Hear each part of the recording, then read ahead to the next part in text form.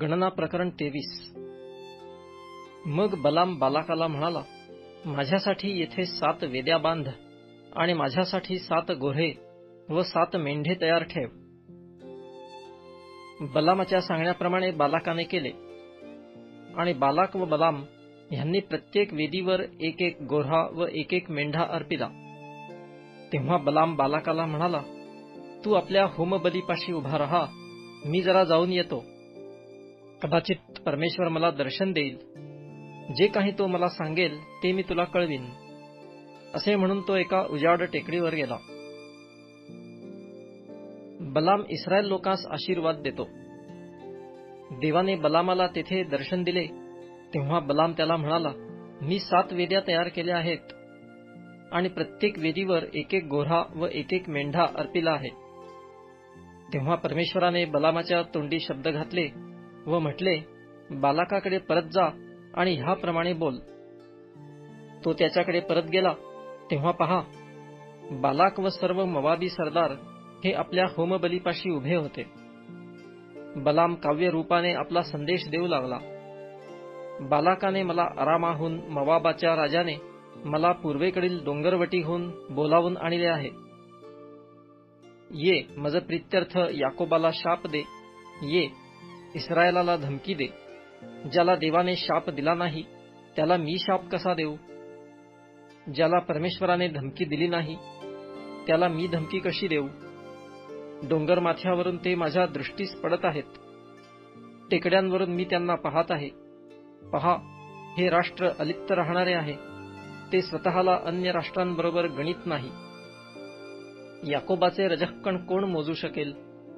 इस्रायलाच्या 4थ्या भागाची तरी गणती कोण करू शकेल? नीतिमानाप्रमाणे मला मृत्यू येवो, माझा अंत त्याच्यासारखा होवो. ह्यावर बालाक बलामाला म्हणाला, तू माझ्याशी असा का वागलास? माझ्या शत्रूंना शाप देण्यासाठी मी तुला येथे आणले आणि तू तर त्यांना आशीर्वादच दिलास. त्याने म्हटले, परमेश्वर जे काही माझ्या मुखात घालील तेवढेच मी जपून बोलले पाहिजे ना? बालाक त्याला म्हणाला, चल, माझ्याबरोबर दुसऱ्या ठिकाणी ये. तेथून ते तुझ्या दृष्टीस पडतील, पण ते सर्व तुला दिसावयाचे नाहीत, केवळ अगदी कडेकडेचे दिसतील. तेथून माझ्याकरिता त्यांना शाप दे. तो त्याला पिसगाच्या माथ्यावरील सोफीमाच्या माळावर घेऊन गेला. तेथे त्याने 7 वेद्या बांधिल्या व प्रत्येक वेदीवर एक एक गोऱ्हा व एक एक मेंढा अर्पिला. मग बलाम बालाकाला म्हणाला, तू येथे आपल्या होमबलीपाशी उभा राहा, मी जरा पलीकडे दर्शनास जाऊन येतो.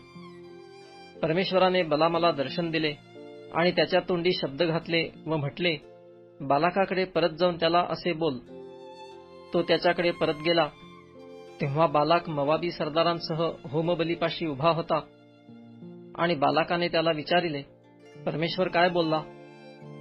तेव्हा बलाम काव्य रूपाने आपला संदेश देऊ लागला. बालाका, उठ, ऐकून घे. सिप्पोर पुत्रा, माझ्याकडे कान दे. देव काही मनुष्य नाही की त्याने लबाडी करावी. तो काही मानवपुत्र नाही की त्याने अनुताप करावा. दिलेले वचन तो पाळणार नाही काय? दिलेला शब्द तो पुरा करणार नाही काय?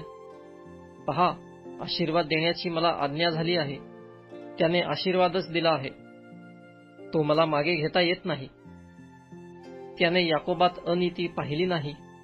त्याला इस्रायलात क्लेश दिसले नाहीत. त्याचा देव परमेश्वर त्याच्या बरोबर आहे. राजघोष त्याच्यामध्ये होत आहे. देवाने त्यांना मिस्र देशातून बाहेर आणले. जणू काय रानबैलाचे बळ त्यांच्या ठायी आहे. याकोबावर काही मंत्रतंत्र चालावयाचे नाहीत. इस्रायलावर काही चेटूक चालावयाचे नाही.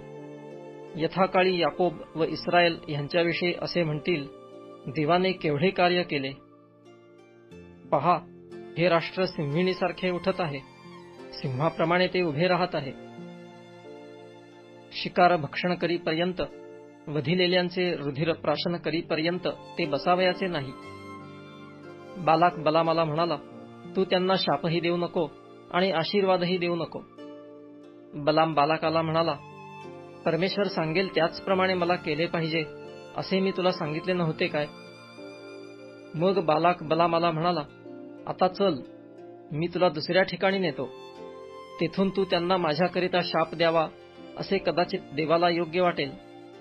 तेव्हा बालाकाने बलामास रानाच्या कडेला असलेल्या पौर डोंगराच्या माथ्यावर नेले. बलाम बालाकाला म्हणाला, येथे माझ्यासाठी 7 वेद्या बांध आणि 7 गोऱ्हे व 7 मेंढे तयार ठेव. बालाकाने बलामाच्या म्हणण्याप्रमाणे केले. त्याने प्रत्येक वेदीवर 1 गोऱ्हा व 1 मेंढा अर्पिला.